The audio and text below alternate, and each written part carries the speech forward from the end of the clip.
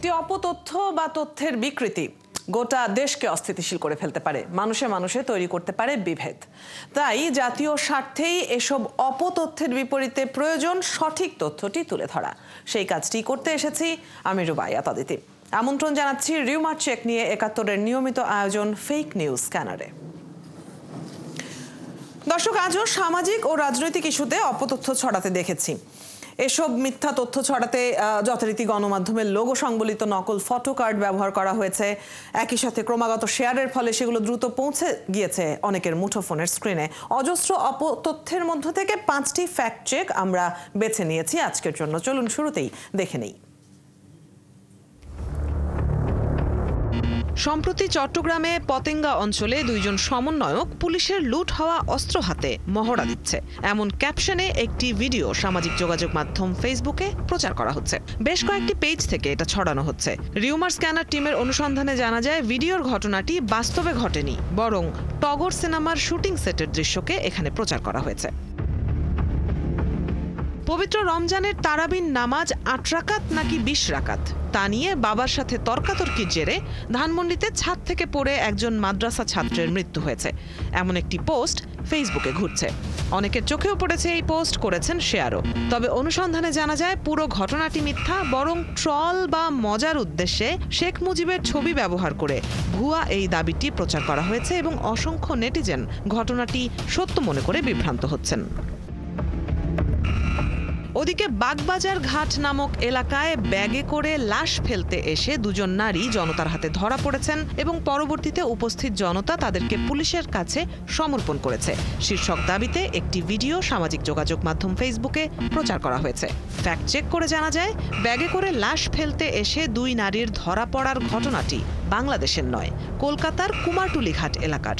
ট্রলিতে মৃতদেহ নিয়ে গঙ্গার ঘাটে ফেলতে আসা মামের আটক হওয়ার পর ধারণ করা ভিডিও এটি। সম্প্রতি এই মুহূর্তে কলকাতায় বঙ্গবন্ধুর কন্যা শেখ হাসিনা বৈঠক করবেন আমেরিকার গোয়েন্দা প্রধান তুলসি গাবার্ডের সাথে, এমন দাবিতে একটি ভিডিও সামাজিক মাধ্যম ফেসবুকে প্রচার করা হচ্ছে। রিউমার স্ক্যানার টিমের অনুসন্ধানে জানা যায়, দাবিটির কোনো সত্যতা নেই, বরং ২০১৯ সালে তৎকালীন প্রধানমন্ত্রী শেখ হাসিনার কলকাতায় একটি সরকারি সফরের ভিডিও এই দাবিতে প্রচার করা হচ্ছে। এখানেই শেষ না, একটি মূলধারার টেলিভিশন চ্যানেলের নাম ব্যবহার করে একটি পোস্ট ভাইরাল হয়েছে, যেখানে বলা হয়েছে বিসিবি সভাপতি ফারুক আহমেদ দায়িত্ব নেয়ার পর তামিম ইকবালের বাড়িতে এক গোপন বৈঠক হয়। সেখানে উপস্থিত ছিলেন তামিম ইকবাল, তার ভাই নাফিস ইকবাল, ফারুক আহমেদ ও সাংবাদিক নট আউট নোমান। তবে অনুসন্ধানে জানা যায়, গণমাধ্যমটি এমন কোনো সংবাদ প্রচার করেনি। পরবর্তীতে একটি ফেসবুক পোস্টের মাধ্যমে বিষয়টি নিশ্চিত করে সেই গণমাধ্যম। দর্শক, আজ 5টি অপতথ্যের ফ্যাক্ট চেক করতে গিয়ে বেশিরভাগই সামাজিক ইস্যুতেই অপতথ্য আমাদের চোখে পড়েছে। আর এসব অপতথ্য বুস্টিং করে গণমাধ্যমের লোগো সংবলিত নকল ফটো কার্ড ব্যবহার করে ছড়িয়ে দেয়া হয়েছে। রুবাইয়াত অদিতি, ৭১।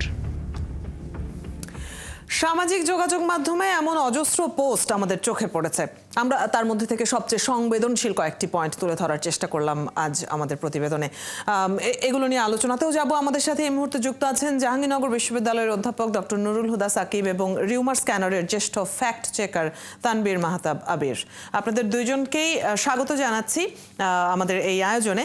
আমি শুরুতেই ফ্যাক্ট চেকিংয়ের জায়গাটাতে একটু আসতে চাই, কাজেই তানবীর মাহতাব আবিরের সাথে প্রথম আলোচনাটি যেটি করতে চাই।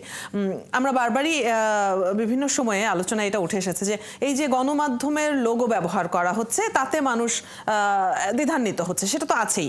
একই সাথে যখন আমরা দেখি স্বাভাবিক একজন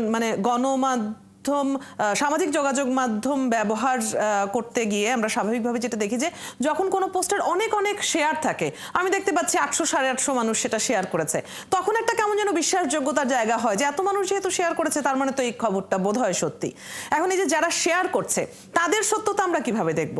যেই গণমাধ্যমের লোগো ব্যবহার করা হয়েছে সেই পেজে না হয় গিয়ে আসলে সবাই হয়তো তাও দেখে না, তাও তো একটা উপায় আছে, কিন্তু এত এত শেয়ার যখন হয়েছে, এরা কি অর্গানিক যারা শেয়ার করছেন, এটা কিভাবে বোঝার উপায় আছে? এক্ষেত্রে ধন্যবাদ প্রথমেই এই ধরনের অনুষ্ঠানের আয়োজনের জন্য। আর যে প্রশ্নটি করলেন যে অনেক শেয়ার হচ্ছে, শেয়ারটা আসলে অনেক শেয়ার আমি যদি রিসেন্ট একটি উদাহরণ দেই, আমি একটি আর্থিক প্রতারণার একটা বিষয় নিয়ে আজকে সকালে দেখছিলাম।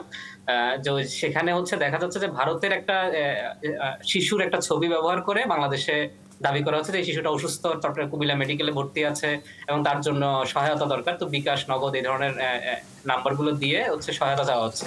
পুরোটাই আর্থিক প্রতারণা। তো এখানে একটা পোস্ট আমার নজরে আসলো যেখানে 14,000 শেয়ার হয়েছে। তো এই যে শেয়ার গুলো হয় এটা সাধারণত ২ টা উপায় হয়। একটা হচ্ছে মানুষ মানবিক দিকগুলো দেখে, মানবিক কোণ থেকে দেখে শেয়ার করে। আরেকটা বিষয় হচ্ছে তারা বুস্ট করে।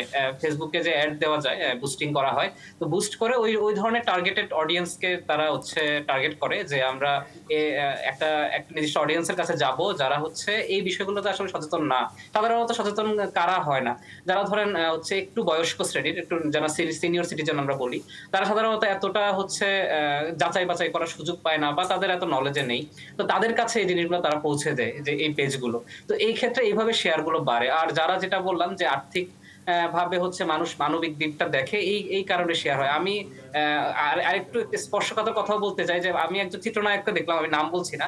তিনিও এই বিষয়টা গতকালকে শেয়ার করেছেন যে এটা মানবিক দিক থেকে। তো এরকম বিগত সময়গুলোতে অনেকেই আমি দেখেছি যে যারা হচ্ছে দায়িত্বশীল ব্যক্তিরা দায়িত্বশীল পর্যায়ে আছেন, সেটা সাংবাদিক হোক, অভিনেতা হোক বা রাষ্ট্রের যে কোনো কর্মকর্তা হোক, তারাও হচ্ছে এই জিনিসগুলো ওই মানবিক দিকগুলো চিন্তা করে শেয়ার করে।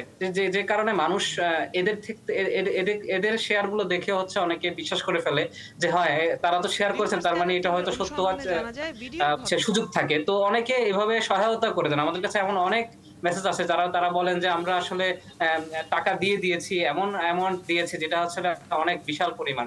মানে এই বিষয়গুলো দেখে সাধারণত একটা পোস্টের উপর নির্ভর করে তারা টাকা পাঠিয়ে দেন।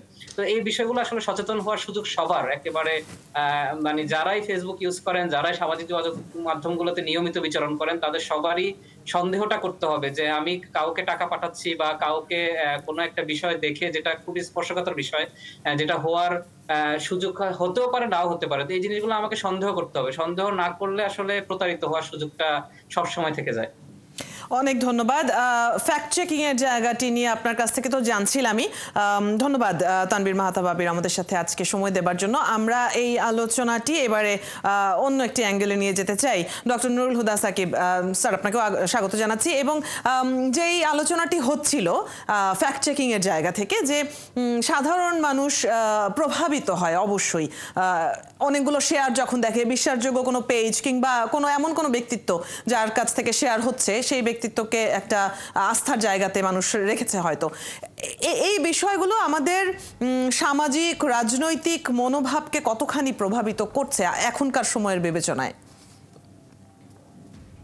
এটা প্রভাবিত করছে। এখন যখন এই বিষয়গুলো আসে, সেগুলো আসলে কিছু কিছু বিশেষ সময়ে আসে। যেমন আপনি দেখবেন যে কোনো বড় কোনো স্ক্যান্ডাল বা হচ্ছে গিয়ে এটাকে মোটিভেট করার জন্য, অর্থাৎ মানুষের দৃষ্টিভঙ্গিকে মোটিভেট করার জন্য, সেটা পলিটিক্যাল হতে পারে এবং ইকোনমিক হতে পারে।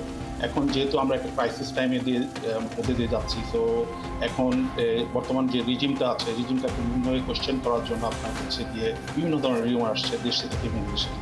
সো এটা সামাজিক যেমন প্রভাব আছে, এবার রাজনৈতিক প্রভাব আছে, একই সাথে হচ্ছে অর্থনৈতিক প্রভাব আছে।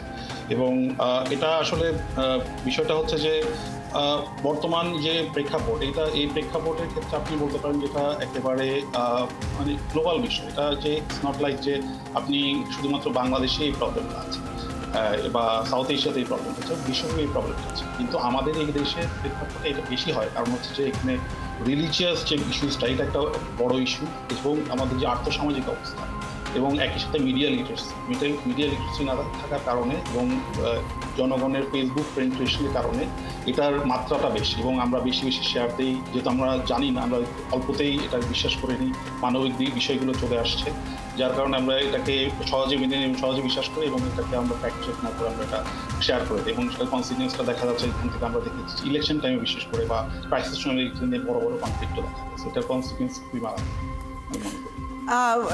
এই যে রিউমারগুলো ছড়াচ্ছে সামাজিক যোগাযোগ মাধ্যমে, ভাইরালও হচ্ছে, এখানে খুব কমন একটা ব্যাপার এই সাম্প্রতিক সময় চোখে পড়ছে, সেটা হচ্ছে শুধু দেশের ভেতর থেকে না, দেশের বাইরের বিভিন্ন ইউজার যারা আছেন তারাও রিউমার ছড়াচ্ছেন। এই জায়গাগুলো নিয়ে কোনো বিশেষ কোনো অ্যাঙ্গেল আপনার চোখে পড়ে কিনা? ডেফিনেটলি এখন আপনি দেখবেন যে একটা ইয়াতে দেখবেন যে কখনো কোনো ফেক নিউজ বা কোনো নিউজ শেয়ার হলে দেখা যাচ্ছে একটা কমনে আছে unknown facts on BMW or something like that, এটার মাধ্যমে বটস করা হয় এবং বটস করে হচ্ছে গিয়ে দেশের বাইরে থেকে ছড়িয়ে দেওয়া হয়। এবং যারা এটা করছে এটাকে আমরা ডিসইনফরমেশন বলি আর কি। ডিসইনফরমেশন আমরা ইচ্ছাকৃতভাবে ছড়িয়ে দিচ্ছি। সো দুটো জিনিস এখানে, একটা যে কোনো সরকার বা ইয়ার ক্ষেত্রে দুটো জিনিস খুবই ইম্পর্টেন্ট। একটা হচ্ছে ল এনফোর্সমেন্ট যদি খারাপ হয় তাহলে রিজিমটা অনেক কোয়েশ্চেনেবল হয় এবং দ্রব্যমূল্য বৃদ্ধি হয়। সো এই দুটো আপনি যদি দেখেন যে অধিকাংশ ফেক নিউজ বাইরে ইদার ল এনফোর্সমেন্ট অথবা দ্রব্যমূল্য বৃদ্ধি এটাকে কেন্দ্র করে হয় এবং এটা খুবই প্ল্যান ওয়েতেই কিন্তু করা হয় এবং এটা ডেফিনেটলি এটার মোটিভস থাকে। এবং এই ডিসইনফরমেশনগুলো যখন ছড়ানো হয় এটা অর্গানাইজ ভাবে এটা হচ্ছে গিয়ে করা হয় এবং এটা একটা বিশেষ সময়কে কেন্দ্র করে সবসময় করা হয়। ইলেকশন হতে পারে বা রিজিম চেঞ্জ হতে পারে বা যে কোনো ক্রাইসিস টাইম হতে পারে। অসংখ্য ধন্যবাদ। বেশ কিছু বিষয় নিয়ে আমরা আলোচনা করছিলাম, যদি সময় থাকতো আমরা নিশ্চয়ই আলোচনা দীর্ঘায়িত করতাম। আপনাকে ধন্যবাদ আমাদেরকে আজকে সময় দেওয়ার জন্য। দর্শক, কথা হচ্ছিল জাহাঙ্গীরনগর বিশ্ববিদ্যালয়ের শিক্ষক অধ্যাপক ডক্টর নুরুল হুদা সাকিবের সাথে। আপনারা আছেন ফ্যাক্ট চেক নিয়ে, ৭১-এর নিয়মিত আয়োজন ফেক নিউজ স্ক্যানারে। রবি থেকে বৃহস্পতি সপ্তাহে 5 দিন আমরা রিউমার দূর করতে হাজির হব ঠিক একই সময়ে। আপনারাও যুক্ত হতে পারেন। যে কোনো খবর যদি আপনাকে সংশয়ে ফেলে সেটির একটি স্ক্রিনশট আমাদেরকে মেইল করতে পারেন fns.71tv@gmail.com